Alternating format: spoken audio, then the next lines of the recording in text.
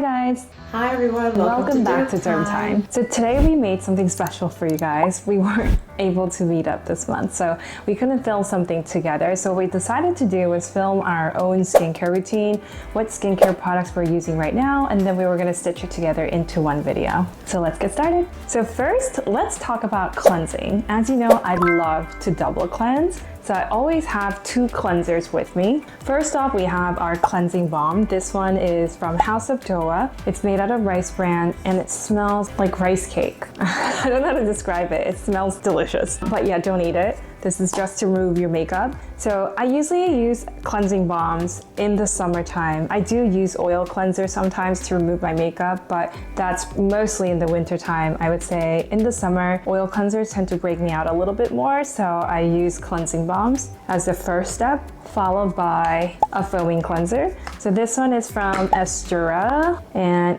it's basically a cleanser that comes out as a foam. As you can see, it's already foamed up for you, so you don't have to create the foam with water. And then it's very, very gentle on your skin. Estura is known for making products that's great for sensitive skin. So I do recommend this for all skin types. So this usually is my second step, and the first being the cleansing balm. Now, in the morning, I usually just use a gentle cleanser like this one, hydrating cleanser that's not too irritating on my skin. And in the evening is when I do the double cleansing. So in the morning, my philosophy is I'm not a morning person, so it needs to be quick, efficient, but effective. So I am usually sleepy in the morning or like just trying to wake up, because I haven't had my coffee yet. So subsequently, my routine is pretty pared down, but I do still have the basics in there. So the first thing that's most important is you're gonna cleanse your face, okay? Right now, the cleanser that I'm using is this one from La Roche-Posay. This is their Lipikar AP Gentle Foaming Moisturizing Wash. You can see by the bottle that I have actually really been using it. I really like this one because it's gentle, it doesn't strip, and it's very sensitive skin friendly. So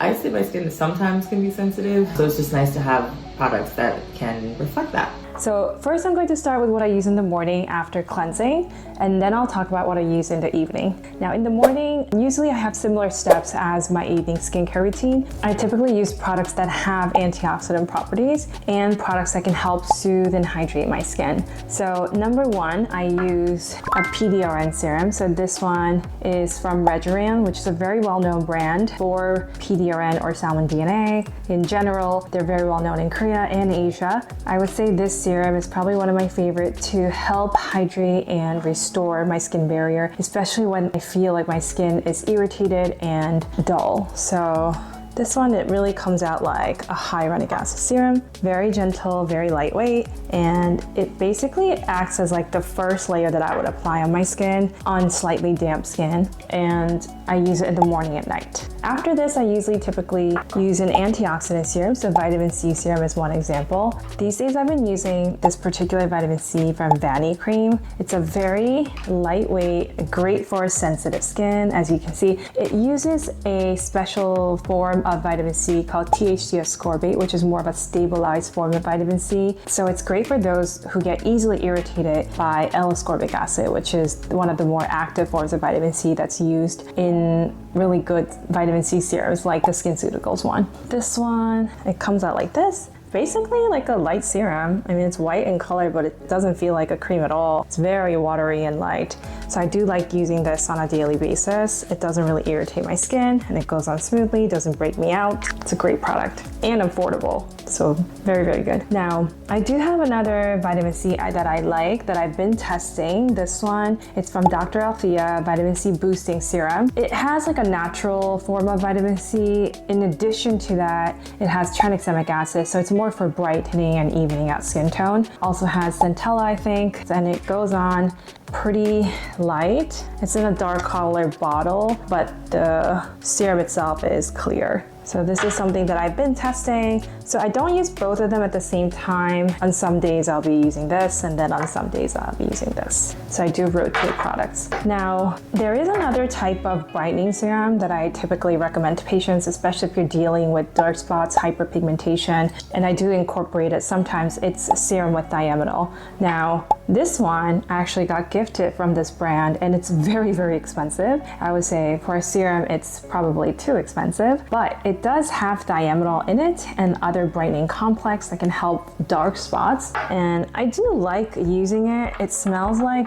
whoa, see how watery that is? It smells like flowers. I mean, it has a very nice fragrance or scent to it. So if you like scent and you can tolerate fragrance, I would say you'll probably enjoy using this. But it does have a very, very high price point. So I don't know if it's worth the price, but very good for dark spot in general. If you're looking for another serum that has thiamidol, which helps to basically prevent melanin production so you can help even out tone, I would recommend the one from Eucerin. I think it's Radiant Tone or something like that, has thiamidol in it. And the serum itself also very, very lightweight and very well tolerated by most patients. After cleansing, that's when I move into serums. And for me, the most important serum that I do is vitamin C. We've talked at length about vitamin C before. You guys know I'm a big believer in it, but essentially what it does is two things. It helps kind of brighten up your overall skin tone. And then the second thing is it protects from environmental damage, which is why you want to kind of get it on your face before you put on sunscreen, because it's going to work in tandem with the sunscreen to give you that protection. So the vitamin C that I'm using these days is C. ferulic. I think a lot of us have heard of it from SkinCeuticals. So I really like this one because it's potent and I can actually really see a difference when I use it. The downside of this product is that it's expensive. And you know, as you can see from my routine, I mix and match in terms of price points. I'm not a big believer in getting the most expensive type of product just for the sake of it. I do think there's great products that are very affordable, very drugstore friendly, very within reach. But the one category where I think if you were going to splurge on something would probably be vitamin C. It's just kind of tricky from a formulation perspective, so it's good to get it from a brand that you really trust and a brand that the product you know you can stand behind. So that's why I like C. ferulic. If you're acne prone and you wanted to do a SkinCeuticals product, I would probably go with their Floritin CF instead. Or you can use other vitamin C's. They have some ones that are THG ascorbate as their main ingredients, such as Skin Better's Auto Defense. Naturium has a nice affordable one as well. And recently I've been using or testing out this Korean product called Dr. Althea, and their vitamin C is quite nice too, and it's a very affordable price point. So you don't necessarily have to break the bank for vitamin C, but personally I really like this one. Okay, next typically would be for me moisturizer sunscreen. I will say though, these days I have been treating a little bit of pigmentation that I have, and so I wanted to do some sort of serum in the morning that can help with that as well. And so I added in this from Eucerin. It's their Radiant Tone Dual Serum. It has an ingredient in it called thiamidol, which is great to help visibly reduce the look of persistent dark spots. In contrast though to things like hydroquinone, this product is not irritating. So I'm a big fan of it because I can put it on in the morning and I don't feel at all sensitive or irritated on the skin,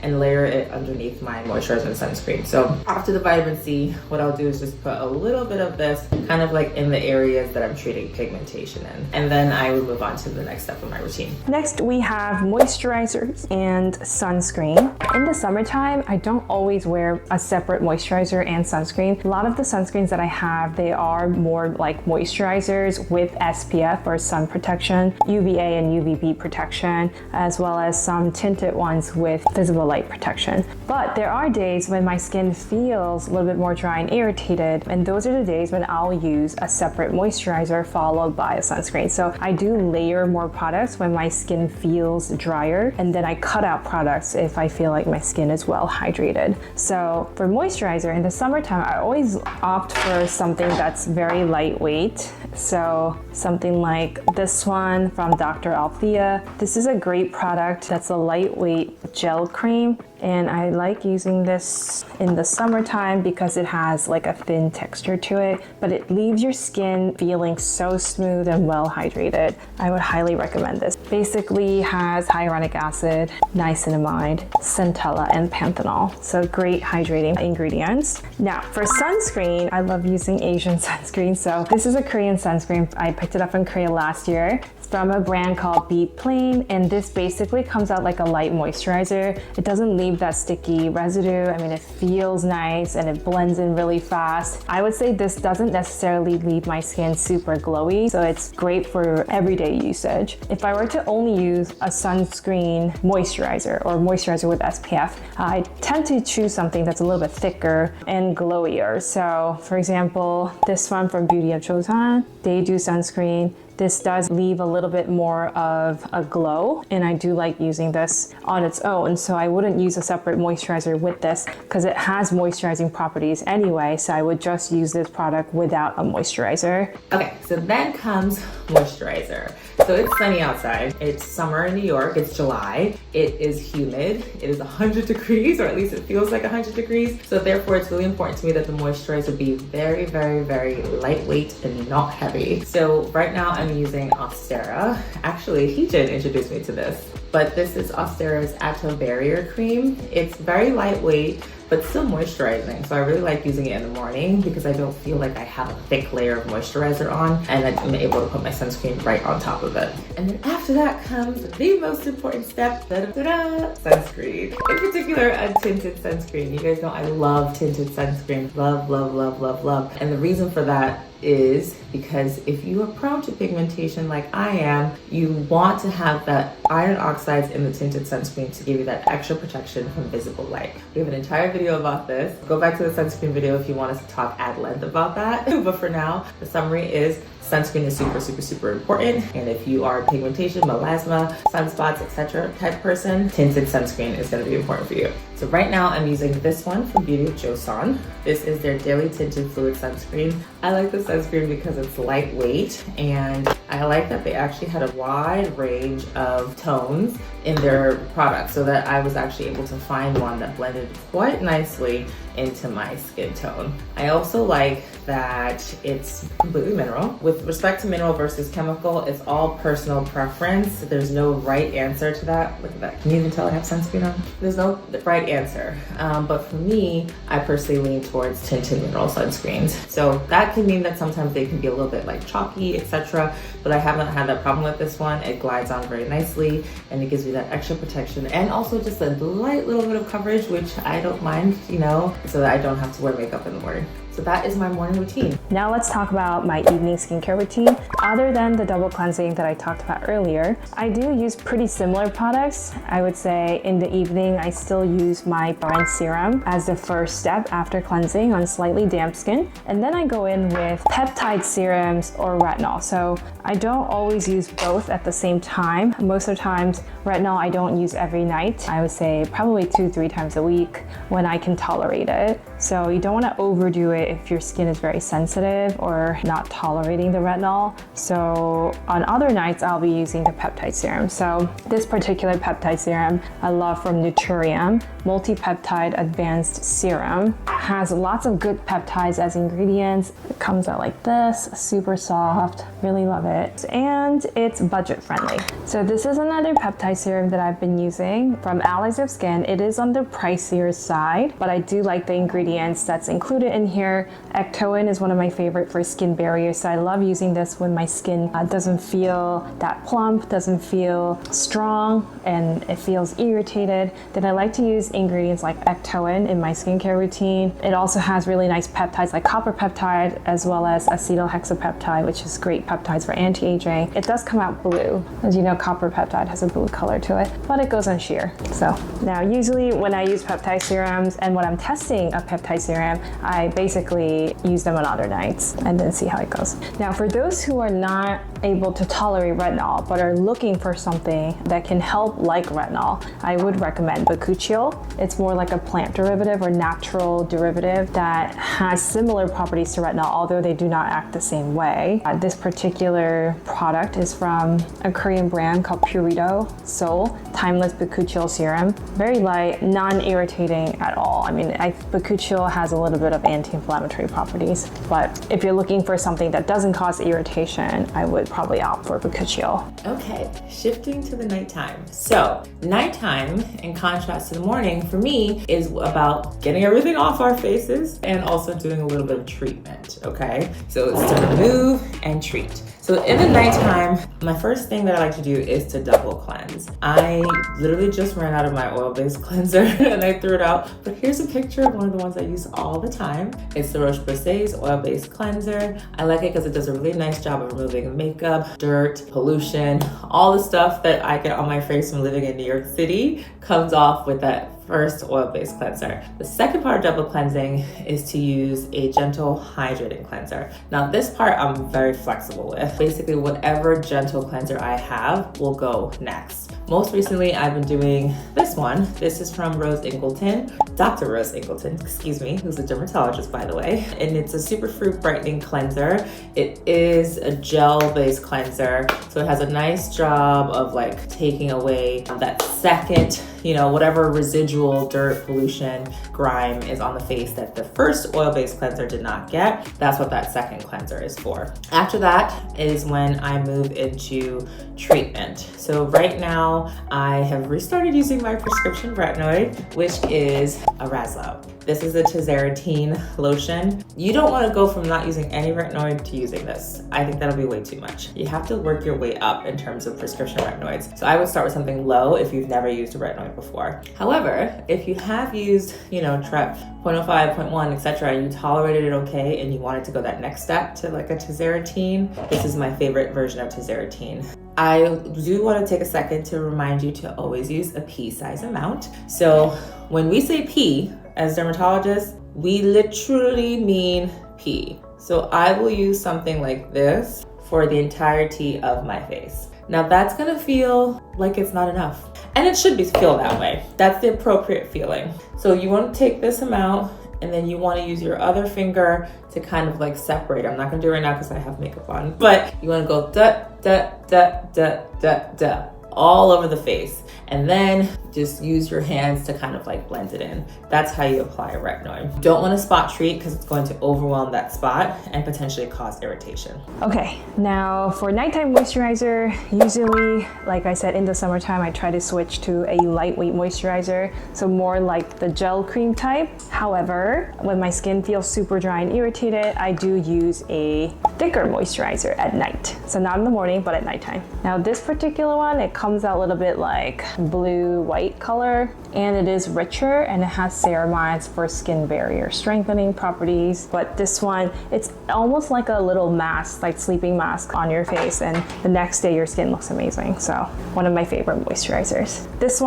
is actually one prescription gel that I have, azelaic acid gel. I like using this for occasional acne that I get. Helps with post-inflammatory erythema or redness that I get after the acne goes away. I don't use it at the same time as the retinol because it can be quite drying, this medication. So always moisturize well and don't mix with other actives. All right, so that's it for my skincare routine these days, morning and evening. I try to be very comprehensive, but yeah, that's it for my skincare routine. After that, I like to shift into a moisturizer. In the wintertime, I'll use something a little bit thicker, something like this, the Triple Repair Moisturizing Cream if I'm feeling really dry. But in the summertime, I like to keep it light. So these days I've been using this. It's from Bioma. It's Phytomucin Glow Serum. It's similar to snail mucin, except it's not snail derived, it's actually plant derived. But I like it because it's like non-sticky. It goes really nicely, whether it's morning or night, putting it underneath sunscreen or putting it underneath your regular moisturizer is totally fine too. And it just has like a nice hydrating and plumping effect on the skin. So after something like that, you can use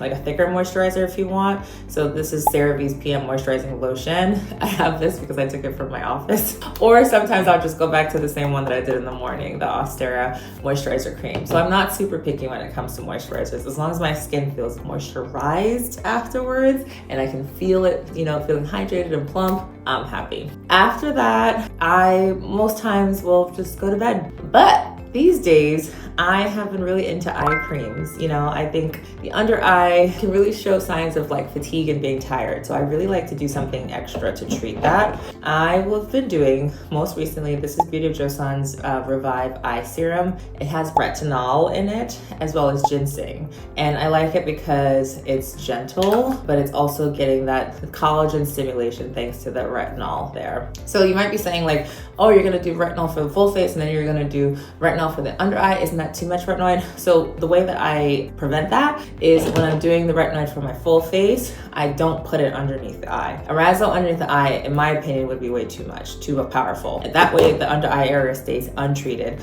until I use an actual eye cream and then very gently will go underneath my eye. Does that make sense? hopefully. That's it. The only other thing I'll add, just as a bonus, lips. Lips are very important. I like to do some sort of hydration or lip mask at night. So on my lips, these days I'll do like a CeraVe healing ointment if my lips are feeling like a little bit chapped. And I like the like little size of this because I can just carry it in my pocket during the day. But if I want something a little bit thicker, I will do a lip mask. And I got this maybe a couple months ago. This is Neutrogena's hydrating lip mask from with Hydro Boost. And I like that it's lightweight. You can use it during the daytime too, honestly, but I like that it keeps the lips nice, hydrated. It's thicker, right? Nighttime is a good time to do it because you have this thick mask on and then you can go to sleep. And then in the morning you wake up and your lips just feel a little bit softer. I think that's it for my routine. And that's it. That's my current routine. I would say, you know, being a dermatologist, we're lucky enough that we will get product samples,